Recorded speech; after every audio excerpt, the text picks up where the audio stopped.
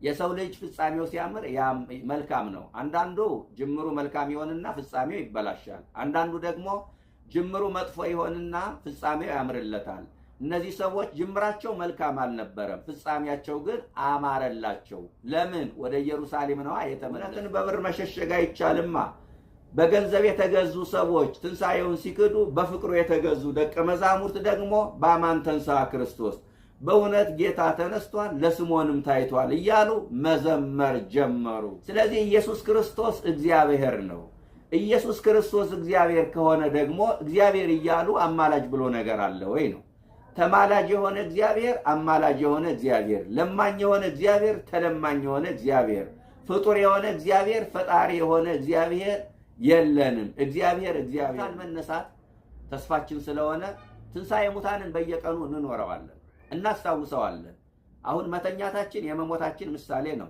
መነሳታችን ደግሞ የትንሣኤያችን ምሳሌ። አንዲት ሴት አገኘችውና አንተ ከኢየሱስ ጋር አልነበርክም ስትለው የምትዩን ሰው እያላውቅም አለ። አያችሁ፣ በቂሳሪያ ከተማ አንተ ክርስቶስ የሕያው እግዚአብሔር ልጅ ነህ ብሎ በተናገረበት አንደበቱ የምትዩን ሰው እያላውቅም አለ። ስሙን እንኳን መጥራት አልፈለገም።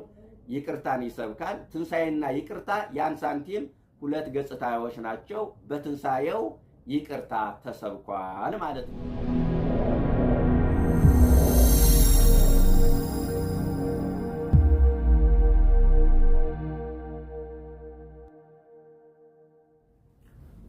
በስመ አብ ወወልድ ወመንፈስ ቅዱስ አሃዱ አምላክ አሜን። ክርስቶስ ተንሥአ እሙታን በአብይ ኃይል ወስልጣን አሰሮ ለሰይጣን አጋዞ ለአዳም ሰላም እምይእዜሰ ኮነ ፍስሐ ወሰላም። በተለያየ ስፍራ የምትገኙ ኦርቶዶክሳውያን እንደምን አላችሁ? ሰላም እግዚአብሔር ከሁላችን ጋር ይሁን። በአማን ተንሥአ ክርስቶስ ወአርአዮ ለስምዖን ጴጥሮስ። በእውነት ጌታ ተነስቷል፣ ለስምዖንም ታይቷል። በቅዳሴው ክፍለ ጊዜ ከሚነበብልን የወንጌል ክፍል መካከል የተወሰደ ኃይለ ቃል ነው። የሉቃስ ወንጌል ምዕራፍ 24 ቁጥር 35 ላይ ተመዝግቦ የምናገኘው ኃይለ ቃል ነው። ከቁጥር 33 ጀምሮ እስከ ቁጥር 45 ድረስ ቅዳሴ ላይ ሲነበብ ትሰሙታላችሁ። በተነሳንበት ኃይለ ቃል የዕለቱን ወንጌል ሰብሰብ አድርገን እግዚአብሔር በረዳን መጠን እንነጋገራለን። ታስታውሱ ከሆነ በባለፈው ሳምንት የተነበበልን የወንጌል ክፍል አሁን የጠቀስኩት ክፍለ ምዕራፍ ነው። የሉቃስ ወንጌል ምዕራፍ 24 ከቁጥር 13 እስከ 33 ተነቦ ያንን ተምረናል። አሁን ደግሞ ከቁጥር 33 ጀምሮ ያለውን ቅዳሴ ላይ የሚነበበውን የወንጌል ክፍል ነው የምንማማረው። እንግዲህ የኤማውስ መንገደኞች ሉቃስና ቀሌዮጳ ከኢየሩሳሌም ወደ ኤማውስ 60 ምዕራፍ ርቃ ወደምትገኝ ትንሽ መንደር ይጓዙ ነበረ። በጉዟቸው ላይ ክርስቶስ እንዳገኛቸው እነሱም ከኛ ጋር እደር እንዳሉት እርሱም ሊያድር ወደ ቤታቸው እንደገባና ማዕድ አቀረቡለት። እንጀራውን ቆርሶ ሲሰጣቸው ዓይናቸው እንደተገለጠ ከዛ በኋላ ይህንን የምስራች ለማውራት ለወንድሞቻቸው ወደ ኢየሩሳሌም ተመለሱ እስከሚለው ድረስ ነው እንግዲህ የተነጋገርነ። አሁን ወደ ኢየሩሳሌም ተመለሱ ከሚለው ሐሳብ አንስቶ መነጋገር እንችላለን። በጣም የሰው ልጅ ፍጻሜው ሲያምር እንዴት ደስ ይላል! ክርስቲያኖች፣ እነዚህ መንገደኞች ከኢየሩሳሌም ወደ ኤማውስ ነበር የሚጓዙት። አሁን ደግሞ ወደ ኢየሩሳሌም ተመለሱ ነው የሚለው። የሰው ልጅ ፍጻሜው ሲያምር መልካም ነው። አንዳንዱ ጅምሩ መልካም ይሆንና ፍጻሜው ይበላሻል። አንዳንዱ ደግሞ ጅምሩ መጥፎ ይሆንና ፍጻሜው ያምርለታል። እነዚህ ሰዎች ጅምራቸው መልካም አልነበረም፣ ፍጻሜያቸው ግን አማረላቸው። ለምን? ወደ ኢየሩሳሌም ነዋ የተመለሱ። 11 ኪሎ ሜትር ነው ከኢየሩሳሌም 60 ምዕራፍ ማለት ከ11 ኪሎ ሜትር ማለት ነው። አሁን ደግሞ ወደ ኢየሩሳሌም ሲመለሱ ሌላ 11 ኪሎ ሜትር ይጨምራሉ ማለት ነው። በድምሩ 22 ኪሎ ሜትር ይጓዛሉ። ባልበላ አንጀት በደከመ ሰውነት ወደ ኢየሩሳሌም ወደ ኤማውስ ሲሄዱ ተስፋ ቆርጠው ነበረ። ወደ ኢየሩሳሌም ሲመለስ ግን በተስፋ ነበረ። ለምን? የተስፋቸውን ምንጭ ክርስቶስን አግኝተውታልና። ወደ ኤማውስ ሲጓዙ ፀሐይ ጠልቃለች፣ ወደ ኢየሩሳሌምም ሲመለሱ እኮ ፀሐይ ጠልቃለች። ነገር ግን የጽድቅ ፀሐይ ክርስቶስ ወጥቶላቸዋልና ጨለማው አላስፈራቸውም። ወደ ኢየሩሳሌም ተመለሱ። እባካችሁ ምዕመናን ወደ ኢየሩሳሌም ተመለሱ። በእውነት ያቋረጣችሁትን የበረከት ሥራ፣ ያቋረጣችሁትን አስራት በኩራት፣ ያቋረጣችሁትን ቅዳሴ፣ ያቋረጣችሁትን አገልግሎት ወደ ኢየሩሳሌም ተመለሱና ቀጥሉበት። ወደ ኢየሩሳሌም መመለስ ማለት ያቋረጥነውን መንፈሳዊ ሥራ እንድናስቀጥል የሚያሳይ ነው ማለት ነው። እና ወደ ቤትም ገብተው የምስራቹን ሊያወሩ ወደ ቤት ሲገቡ ምን አሉ ደቀ መዛሙርቱ? 11 ደቀ መዛሙርት በአንድ ላይ ተሰብስበው ነበረ። እነሱ ደግሞ ምን ይለው ነበረ? በአማን ተንሥአ ክርስቶስ ወአርአዮ ለስምዖን ጴጥሮስ፣ በእውነት ጌታ ተነስቷል ለስምዖንም ታይቷል ይሉ ነበረ። የምስራች ሊያወሩ ሂደው የምስራች ጠበቃቸው።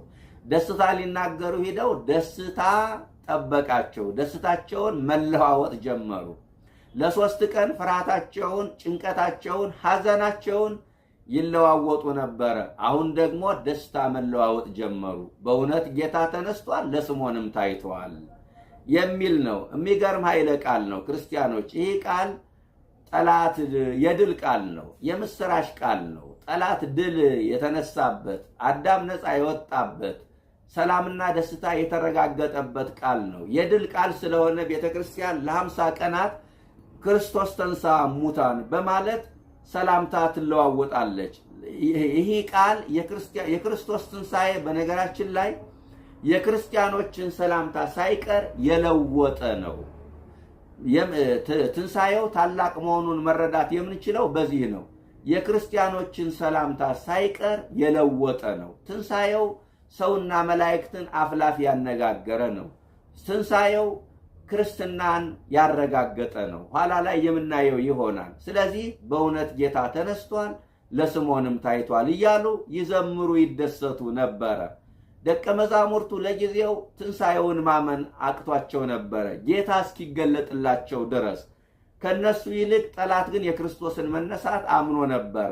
አይሁድ የክርስቶስን ትንሣኤ ክርስቶስ እንደሚነሳ እርግጠኞች ስለነበሩ መቃብሩ ላይ 3 ታላላቅ ጥንቃቄዎችን አድርገዋል። አንደኛ መቃብሩን በትልቅ ቋጥኝ መግጠም ነበረ። ምናልባት ይህን አጥር ካለፈ ይህ ካልተሳካ ብለው ደግሞ መቃብሩ ላይ ወታደር ዘብ አቁመዋል። ይህም ካልተሳካ ብለው ደግሞ ተነስቷል በማለት ፈንታ ደቀ መዛሙርቱ ሰርቀው ወሰዱት ብለው የሚያወሩ የሐሰት ምስክሮችን በገንዘብ ገዝተዋል። አይሁድ ሞኞች ናቸው። ሞት ያላዘውን ጌታ መቃብር ያሸንፈዋል ብሎ ማሰብ ደካማነት ነው። እነሱ ባዶ መቃብር ሲጠብቁ፣ የኛ ጌታ ግን ገሊላ ገብቶ ትንሣኤውን ገለጠ። ትንሣኤና ሕይወት እኔ ነኝ ብሎ የሰበከው ጌታ ተነሳ። ብርሃን ለብሶ ብርሃን ተጎናጽፎ ሞትን ድል አድርጎ ተነሳ።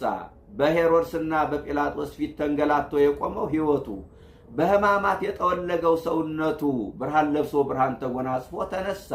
ለወታደሮች ያወጡት ብር ከሰረ። ወታደሮቹን በገንዘብ ሊሸነግሏቸው ፈለጉ፣ ግን አልሆነም። ምክንያቱም ለይሁዳ ያወጡት ብር ከስሯል። ለሊቃነ ካህናቱ ለወታደሮቹ ያወጡት ብር ሁሉ ከስሯል። ለምን ካላችሁ በሕይወት ያሉ ሰዎች ትንሣኤውን ሲክዱ ከሙታን መካከል ተነስተው ትንሣኤውን መሰከሩ። እውነትን በብር መሸሸግ አይቻልማ። በገንዘብ የተገዙ ሰዎች ትንሣኤውን ሲክዱ፣ በፍቅሩ የተገዙ ደቀ መዛሙርት ደግሞ በአማን ተንሥአ ክርስቶስ፣ በእውነት ጌታ ተነስቷል ለስምዖንም ታይቷል እያሉ መዘመር ጀመሩ። ክርስቲያኖች፣ ትንሣኤው ለክርስቲያኖች ልዩ ስሜትን ይፈጥራል ያልኳችሁ ለዚህ ነው። ልዩ ስሜት አለው። ምክንያቱም በትንሣኤው የተሸነፉ ተራ ነገሮች አይደሉም። ሞትና መቃብር፣ ኩነኔና ሲኦል፣ ሰይጣንና ኃጢአት፣ ፍዳ፣ እነዚህ ድል የተነሱበት ስለሆነ ትንሣኤው ለክርስቲያኖች ልዩ ስሜትን ይፈጥራል እያልኳችሁ ነው። ጌታ በእውነት ተነስቷል ለስምዖንም ታይቷል። ትንሣኤው ምን ያስተምረናል? ትንሣኤው ምን ያረጋግጥልናል? 4-5 ነጥቦችን አይተን ባጭሩ ትምህርታችንን እንቋጭ። አንደኛ፣ ትንሣኤው እግዚአብሔርነቱን ያረጋግጥልናል። በመዝሙር 77 ቁጥር 65 ላይ ወተንሥአ እግዚአብሔር ከመ ዘንቃዕ እምነዋም፣ እግዚአብሔር ከእንቅልፍ እንደሚነቃ ተነሳ። ወከመ ኃያል ወህዳገ ወይን፣ የወይን ስካር እንደተወው እንደ ኃያልም ሰው። ወቀተለ ጸሮ በድሬው፣ ጠላቶቹንም ከኋላው መታ ይላል። አያችሁ፣ ክርስቶስ የተነሳው ከሞት የመንቃት ያህል ነው። አያችሁ፣ ከእንቅልፍ የመንቃት ያህል ከሞት ነቃ ይለናል ቅዱስ ዳዊት። የወይን ስካር እንደተወው እንደ ኃያልም ሰው፣ ወይን የጠጣ ሰው ጠጥቶ የሰከረ ሰው ስካሩ ሲያልፍለት ፈጥኖ እንደሚነሳ ክርስቶስን ፈጥኖ ተነሳ። ወይጸረ ዕድሜ ለርሱ አይደል የሚለው ለራሱ ዕድሜን አሳጠረ። ይሄ ማለት ምን ማለት ነው? 3 መዓልት 3 ሌሊት አድሮ በመቃብር ፈጥኖ ስለተነሳ ለራሱ ዕድሜን አሳጠረ ይላል። ከእንቅልፍ የነቃው ማን ነው? ከሞት የተነሳው እግዚአብሔር፣ እሱ ግን ኢየሱስ ክርስቶስ ነው። ወተንሳ እግዚአብሔር ነው የሚለው። ከእንቅልፍ እንደሚነቃ ሰው እግዚአብሔር ተነሳ። ያ ሞትን ድል አድርጎ የተነሳው እግዚአብሔር እሱ ኢየሱስ ክርስቶስ ነው ማለት ነው። ኢየሱስ ክርስቶስ እግዚአብሔር ነው። ይህንን የምላችሁ ክርስቲያኖች አምላክነቱን እግዚአብሔርነቱን የሚክዱ ሰዎች ስላሉ ትንሣኤው ግን ክርስቶስ እግዚአብሔር መሆኑን ያረጋግጥልናል። እግዚአብሔር የሦስቱ ስም ነው። አንሰ ሶበቤ እግዚአብሔር እብል በእንተ አብ ወወልድ ወመንፈስ ቅዱስ ይላል። እግዚአብሔር ባልኩ ጊዜ ስለ አብ፣ ስለ ወልድ፣ ስለ መንፈስ ቅዱስ እናገራለሁ ነው የሚለው። የእያንዳንዳቸውን መጠሪያ ሆኖ እናገኘዋለን። የአብ መጠሪያ ሲሆን የዮሐንስ ወንጌል ምዕራፍ 3 ቁጥር 16 ላይ እስመ ከመዘ አፍቅሮ እግዚአብሔር ለዓለም እስከ ወልዶ ዋሄደ መጠኦ ወወሃበ ቤዛ ለኩሉ፣ አንደኛ ልጁን ለሞት አሳልፎ እስከ መስጠት ደርሶ እግዚአብሔር ዓለሙን ወደደው ይላል። አሁን እዚህ ላይ እግዚአብሔር የተባለው አብ ነው። አንደኛ ልጁን ለሞት አሳልፎ እስከ መስጠት የደረሰው እሱ አብ ስለሆነ ማለት ነው። የአንድነት መጠሪያቸው ሲሆን ደግሞ በዘፍጥረት ምዕራፍ 1 ቁጥር 1 ላይ ምን ይላል? በመጀመሪያ እግዚአብሔር ሰማይና ምድርን ፈጠረ ይላል። ይሄ አንድነት መጠሪያ ስማቸው ነው። የወልድ ወይም የኢየሱስ ክርስቶስ መጠሪያ ሲሆን ደግሞ አሁን የጠቀስኩላችሁ ነው። እግዚአብሔር ከእንቅልፍ እንደሚነቃ ተነሳ። በዮሐንስ ወንጌል ምዕራፍ 1 ላይ ስንመለከት በመጀመሪያ ቃል ነበረ፣ ቃልም በእግዚአብሔር ዘንድ ነበረ፣ ቃልም እግዚአብሔር ነበረ ካለ በኋላ ቁጥር 14 ላይ ቃል ሥጋ ሆነ ይላል። አሁን ቃል ማን ነው ብሎናል? እግዚአብሔር ነው ብሎናል። ቃል ሥጋ ሆነ ስንል እግዚአብሔር ሰው ሆነ ማለታችን ነው። ስለዚህ ኢየሱስ ክርስቶስ እግዚአብሔር ነው። ኢየሱስ ክርስቶስ እግዚአብሔር ከሆነ ደግሞ እግዚአብሔር እያሉ አማላጅ ብሎ ነገር አለ ወይ ነው? ተማላጅ የሆነ እግዚአብሔር፣ አማላጅ የሆነ እግዚአብሔር፣ ለማኝ የሆነ እግዚአብሔር፣ ተለማኝ የሆነ እግዚአብሔር፣ ፍጡር የሆነ እግዚአብሔር፣ ፈጣሪ የሆነ እግዚአብሔር የለንም። እግዚአብሔር እግዚአብሔር ነው። ትንሣኤው እግዚአብሔርነቱን ያረጋግጥልናል ነው አንደኛው። ሁለተኛ ትንሣኤው የቤተ ክርስቲያንን ምስረታ እውን አድርጓል። ክርስቶስ ባይነሳ ኑሮ ቤተ ክርስቲያን አትመሰረትም ነበረ። ክርስቲያኖች ክርስቶስ ባይነሳ ኑሮ ቤተ ክርስቲያን ቀጣይነት አይኖራትም ነበረ። የቤተ ክርስቲያን ጉዞ አይቀጥልም ነበረ።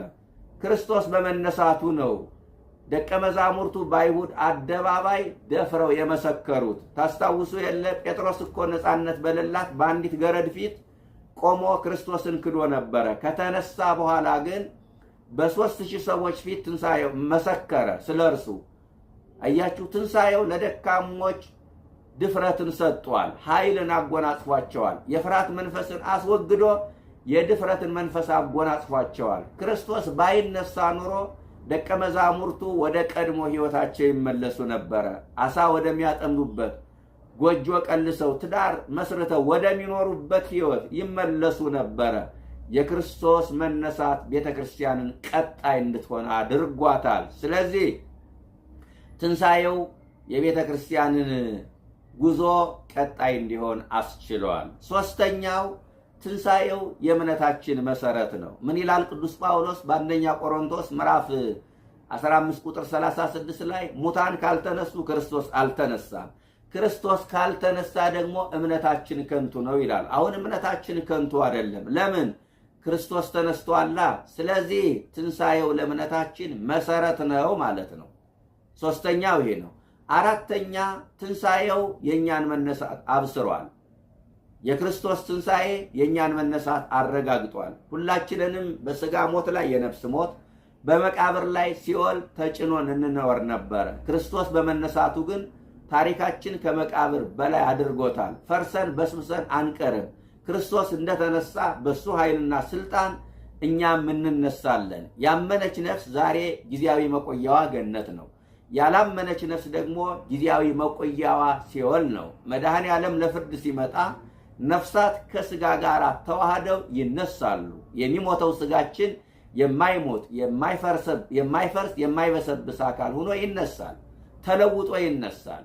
ተለውጦ ይነሳል ሲባል ይህ ስጋችን ይቀራል ማለት አይደለም። መንፈሳዊ አካል ሆኖ ይነሳል ማለት ነው።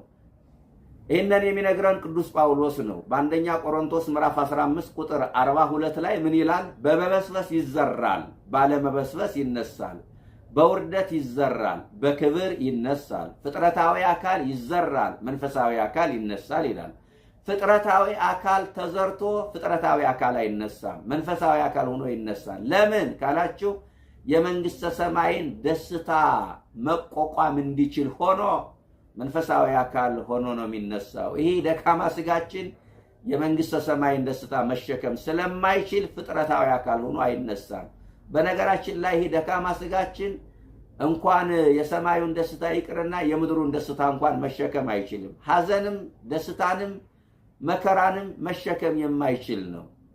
ሎተሪ ደረሳችሁ ብንባል እኮ አንዳንዶቻችን በደም ብዛት ልንሞት እንችላለን። አያችሁ፣ ደካማው ስጋችን የስጋን በዚህ በምድር ላይ ያለውን መከራም ሆነ ደስታ፣ ሐዘንም ሆነ ለቅሶ፣ ሳቅ መቋቋም መሸከም አይችልም። ስለዚህ መንፈሳዊ አካል ሆኖ ይነሳል ማለት ነው። ዛሬ ብናዝን፣ ብንተክዝ፣ ብንራብ፣ ብንጠማ፣ በሐዘን፣ በሰቆቃ፣ በዋይታ፣ በረሃብ፣ በብዙ ችግርና ሰቆቃ በግፍ ብናልፍ፣ መከራው ቢፈራረቅብን፣ ስቃዩ ቢበዛብን፣ በመንግስተ ሰማይ ግን በአንድ የሰከንድ ደስታ ሊካስ ይችላል። ስለዚህ የተዋህዶ ልጆች የመንግስተ ሰማይን ደስታ መቋቋም እንዲችል መንፈሳዊ አካል ሆኖ ይነሳል እያልኳችሁ ነው። ከትንሣኤ ሙታን በፊት ሌላ ትንሣኤ አለ፣ ትንሣኤ ልቦና የሚባል። መቼም የጌታ መምጣት ላልተነሱ ልቦች የጌታ መምጣት ለሐሳር ነው። ዛሬ ላልነቁ ልቦች የጌታ መምጣት ለፍርድ ነው የሚሆነው። ዛሬ ትንሣኤ ልቦና ያስፈልገናል።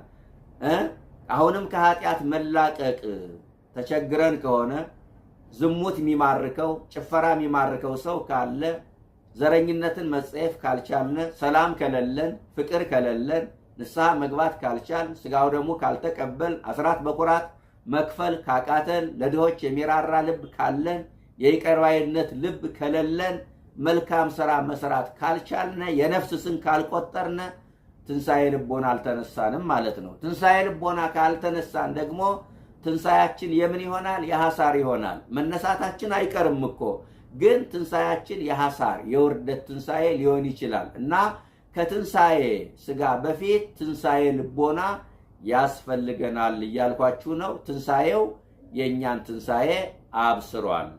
ይሄ ነው እንግዲህ አንደኛው ትንሣኤው እግዚአብሔርነቱን አረጋግጦልናል ብያቸዋለሁ። ሁለተኛው የክርስቶስ ትንሣኤ የቤተ ክርስቲያንን ምስረታውን አድርጓል። ሶስተኛው ትንሣኤው እምነታችን ከንቱ እንዳልሆነ አረጋግጦልናል፣ የእምነታችን መሰረት ነው። አራተኛ ትንሣኤው ምን አድርጎልናል? የእኛን መነሳት አብስሮልናል። አምስተኛ ትንሣኤው በሞት ላይ ድልን እንድንቀዳጅ አድርጎናል። የሰው ልጅ እንግዲህ የተፈጠረው በነፃነት እንዲኖር ነበረ።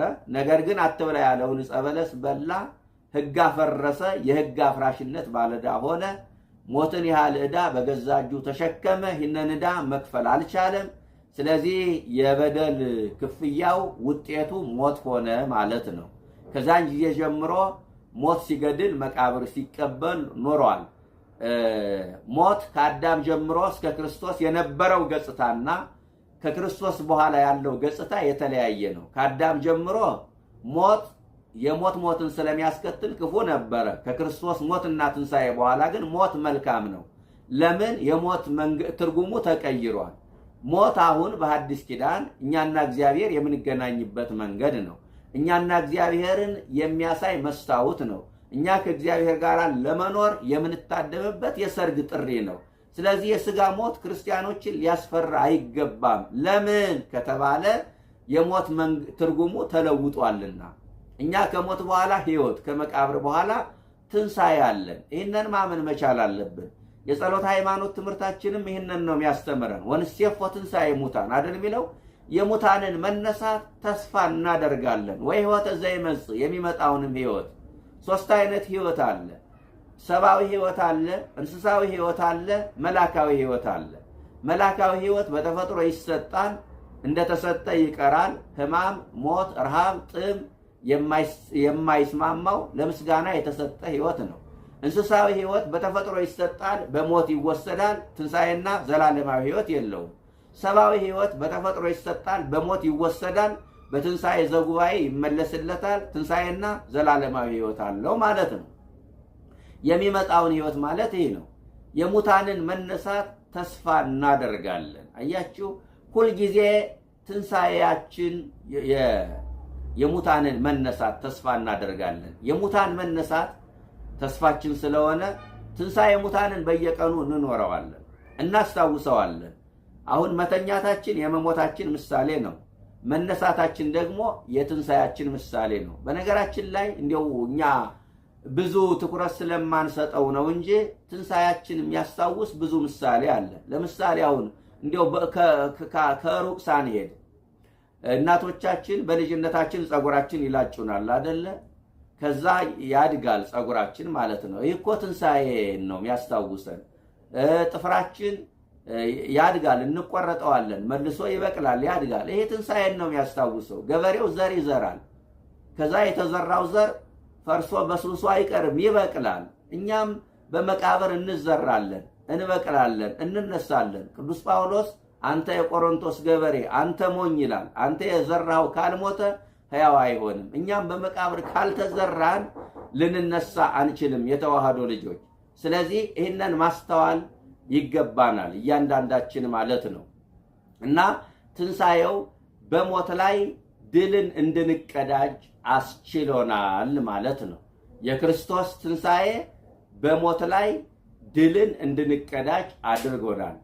በመጨረሻ ላነሳላችሁ የምፈልገው ነገር ትንሣኤው ይቅርታን ሰብኳል፣ ይቅርታን አረጋግጧል። ታስታውሱ ከሆነ ሐዋርያው ቅዱስ ጴጥሮስ በጸሎተ ሐሙስ ምሽት ሁሉም ቢክዱ እኔ ከቶ አልክድህም፣ ሁሉም ቢሰናከሉ እኔ ከቶ አልሰናከልም ብሎ ነበረ እና ሐዋርያቱ ጥለው ተበተኑ። እሱ ግን የተናገሩት ከሚጠፋ እንደሚባለው ለጊዜው ክርስቶስን ተከተለው፣ ከሩቅ ተከተለው። ከዛ መጨረሻ ላይ አንዲት ሴት አገኘችውና አንተ ከኢየሱስ ጋር አልነበርክም ስትለው የምትዩን ሰውዬ አላውቅም አለ። አያችሁ፣ በቂሳሪያ ከተማ አንተ ክርስቶስ የሕያው እግዚአብሔር ልጅ ነህ ብሎ በተናገረበት አንደበቱ የምትዩን ሰውዬ አላውቅም አለ። ስሙን እንኳን መጥራት አልፈለገም። ይህ በጣም የሚገርም ነው። ስሙን መጥራት አልፈለገም። ቅዱስ ቄርሎስ ገርሞት ሚላን እፏን ቀልቀለ መሰረተ ሃይማኖት፣ የሃይማኖት መሰረት ጴጥሮስ እንዴት ተናወጠ? አለት ነው። አለት እንዴት ይናወጣል? ይህንን አለት ያናወጠው ምንድን ነው ይላል። አለቱን ፀሐይ አይሰነጥቀውም፣ ነፋስ አያናውጠውም፣ ውሃ አይሸረሽረውም። ይህንን አለት ምን አናወጠው ብሎ ይጠይቅና ሲመልስ እንደገና ምን ይላል? ጴጥሮስን ያናወጠው እብሪቱ ነው ይላል፣ ትቢቱ ነው። ሁሉም ቢክዱ እኔ ከቶ አልክድህም ከማለት ይልቅ እንዳልክድህ ጠብቀኝ እርዳይ ማለት ሲገባው ሁሉም ቢክዱ እኔ አልክድህም ማለቱ ትቢቱ ነው። ትቢቱ አናውጦታል ይላል። ዛሬም አንዳንዶቻችን እንዲህ እኮ ነን። የፈለገ ይሁን እንላለን። የፈለገው ቢሆን ሃይማኖቴንማ አልቀየርም፣ የፈለገው ችግር ቢመጣ፣ የፈለገው መከራ ቢፈራረቅ እግዚአብሔርን አልክድም፣ ሃይማኖቴን አልለውጥም እንላለን። ነገ ፈተና አፍጥጦ ሲመጣ ልንክድ እንችላለን። ማን ያውቃል?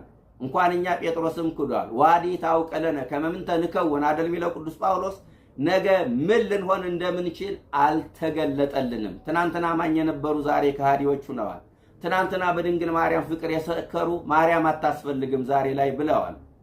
ትናንትና ከክርስቶስ ፍቅር ማር ይለየናል ብለው የዘመሩ ሰዎች ዛሬ ከፍቅሩ ተለይተዋል።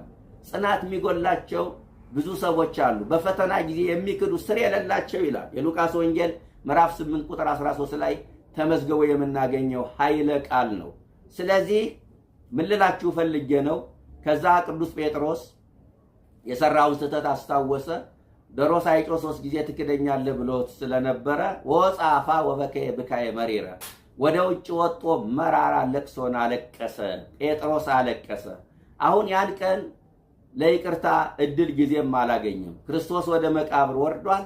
በሶስተኛው ቀን ሞትን ድል አድርጎ ሲነሳ ወዲያው ሴቶቹ መንገድ ላይ ያገኙት ክርስቶስን እና ክርስቶስ ምን አላቸው? ለወንድሞችና ለጴጥሮስ ሂዳችሁ ንገሩት፣ በገሊላ ታዩኛላችሁ አለ። አያችሁ፣ ስሙን ጠርቶ ስሙን ጠቅሶ ለወንድሞችና ለጴጥሮስ አለ። ይሄ ማለት ምን ማለት መሰላችሁ? ጴጥሮስን በተለየ መልኩ ይቅር እንዳልተቀየመው ያሳያል። ወይ ተቀየመን በኃጣዊነ ፍጹመ ንማሰን አይደል የሚለው ዮሐንስ አፈወርቅ። ስለ ኃጢአታችን ፈጽሞ አልተቀየመብንም። እግዚአብሔር በእኛ ተስፋ ቆርጦ አያውቅም። ምዕመናን አንድም ቀን ተስፋ ቆርጦ አያውቅም። መዓቱ የራቀ ምሕረቱ የበዛ አምላክ ነው። ሐዋርያቱ ጴጥሮስንማ ተጣልቶታል ይቅር አላለውም ብለው ከህብረት እንዳያወጡት እንዳያገሉት ለወንድሞችና ለጴጥሮስ ሂዳችሁ ንገሩት አለ። በተለየ መልኩ ለጴጥሮስ ሂዳችሁ ንገሩት ይቅር እንዳለው የሚያሳይ ቃል ነው። ስለዚህ ትንሣኤው ይቅርታን ይሰብካል። ትንሣኤና ይቅርታ ያን ሳንቲም ሁለት ገጽታዎች ናቸው። በትንሣኤው ይቅርታ ተሰብኳል ማለት ነው። በአማን ተንሳ ክርስቶስ፣ በእውነት ጌታ ተነስቷል፣ ለስምዖንም ታይቷል። እንግዲህ ትንሣኤው ምን እንደሚያረጋግጥልን፣ ምን እንደሚያሳየን፣ ምን መልእክቶችን ሊያስተላልፍ እንደሚችል አንድ 5 ነጥቦችን አንስተን ለመነጋገር ሞክረናል። አምላካችን ለብርሃነ ዕርገቱ በሰላም ያድርሰን። የመከረን ያስተማረን አምላካችን ስሙ የተመሰገነ ይሁን። ወስብሐት ለእግዚአብሔር።